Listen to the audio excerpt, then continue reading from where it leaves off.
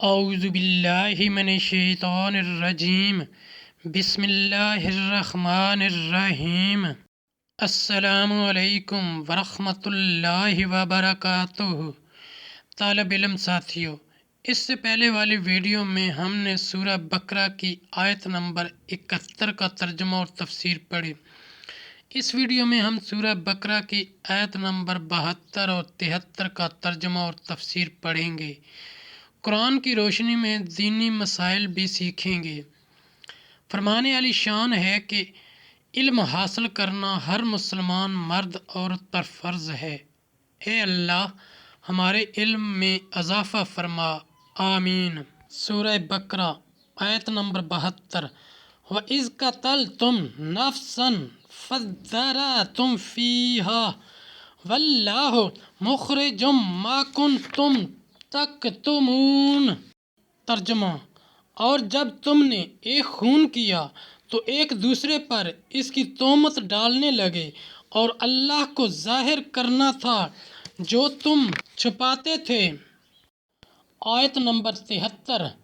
فَقُلْنَا اضْرِبُوهُ بِبَعْضِهَا كَذَلِكَ يُحْيِي اللَّهُ الْمَوْتَى وَيُرِيكُمْ آيَاتِهِ لَعَلَّكُمْ تَعْقِلُونَ۔ ترجمہ: تو ہم نے فرمایا، اس مقتول کو اس گائے کا ایک ٹکڑا مارو، اللہ یوں ہی مردے جلائے گا اور تمہیں اپنی نشانیاں دکھاتا ہے کہ کہیں تمہیں عقل ہو۔ سورہ بقرہ آیت نمبر 72 اور 73 کی تفسیر۔ بنی اسرائیل نے گائے ذبح کر کے اس کے کسی عضو سے مردہ کو مارا، وہ بحکم الہی زندہ ہوا، اس کے حلق سے خون کے فوارے جاری تھے۔ اس نے اپنے چچا زاد بھائی کو بتایا کہ اس نے مجھے قتل کیا، اب اس کو بھی اقرار کرنا پڑا، اور حضرت موسیٰ علیہ السلام نے اس پر قصاص کا حکم فرمایا۔ اس کے بعد شرع کا حکم ہوا کہ مسئلہ قاتل مقتول کی میراث سے محروم رہے گا۔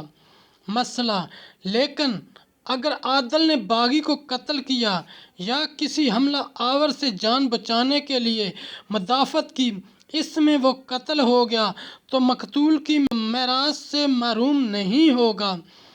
اور تم سمجھو کہ بے شک اللہ تعالیٰ مردے زندہ کرنے پر قادر ہے، اور روز جزا مردوں کو زندہ کرنا اور حساب لینا حق ہے۔ ساتھیوں، ہم نے قرآنی تعلیمات کو دنیا کے کونے کونے میں پہنچانا ہے، اس لیے آپ بھی اپنے دوستوں اور اپنی فیملی کو میرا چینل قرآن ود ایڈی پیڈیا سبسکرائب کرنے کی دعوت دیجیے، اور گھنٹی بجانا نہ بھولنا تاکہ اگلی ویڈیو کا نوٹیفیکیشن آپ کو وقت پہ مل سکے۔ اللہ کریم ہم سب کی نیک اور جائز حاجات پوری فرمائے، آمین یا رب العالمین۔